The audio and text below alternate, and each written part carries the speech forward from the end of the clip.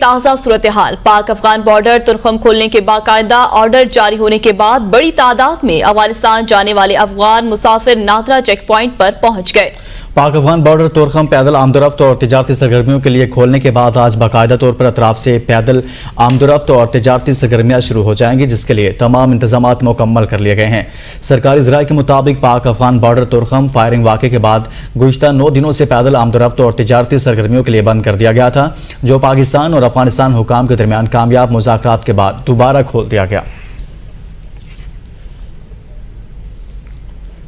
یونان میں کشتی حادثے میں بچ جانے والے افراد نے یونانی حکام کے خلاف مقدمہ دائر کر دیا ہے۔ یونان میں ہونے والے کشتی حادثے میں زندہ بچ جانے والے 40 افراد نے یونانی حکام کی غفلت کے خلاف مقدمہ دائر کیا، جس میں شکایت کی گئی ہے کہ یونانی حکام نے کشتی کے مسافروں کو بچانے کے لیے بروقت مناسب کارروائی نہیں کی۔ ایتھنز کی بحری امور سے متعلق عدالت میں دائر مقدمے میں الزام عائد کیا گیا کہ یونانی کوسٹ گارڈ کشتی حادثے کے وقت 70 میٹر کے فاصلے پر تھی۔ اس حوالے سے بات کریں گے ہمارے نمائندے ظفر سائی سے۔ جی ظفر سائی، آگاہ کیجیے گا۔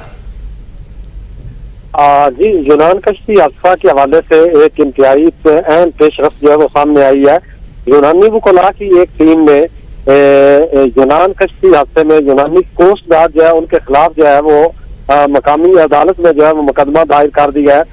جس میں یونانی کوسٹ گارڈ پر یہ الزام لگایا گیا کہ وہ ان تمام افراد کو بڑی آسانی کے ساتھ جو ہے وہ زندہ بچا سکتے تھے، لیکن ان کی کوتاہی کی وجہ سے اتنی زیادہ جانیں جو ہے ان کا ضیاع جو ہے وہ ہوا ہے۔ اسی حوالے سے جو یہ وکلاء کی ٹیم ہے ان میں سے ایک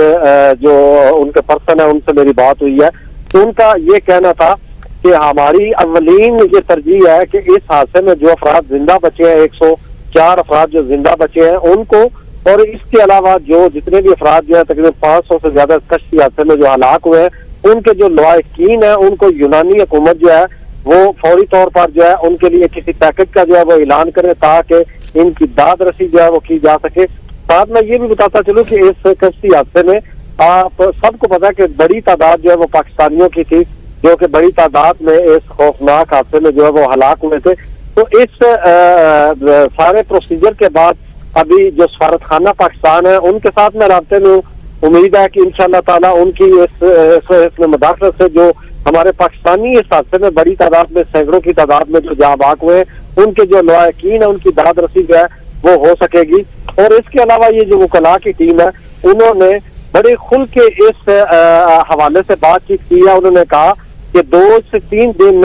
یہ جو شپ ہے یہ وہاں کھڑا رہا اور ان کو بڑی آسانی کے ساتھ جو اندر ان کے تارکین وطن تھے شپ کے اندر ان کو بچایا جا سکتا تھا، لیکن اس میں سراسر انتہائی لاپرواہی کے ساتھ جو ہے کوتاہی جو ہے برتی گئی، جس وجہ سے اتنی بڑی تعداد میں جانوں کا ضیاع جو وہ ہوا ہے۔ اور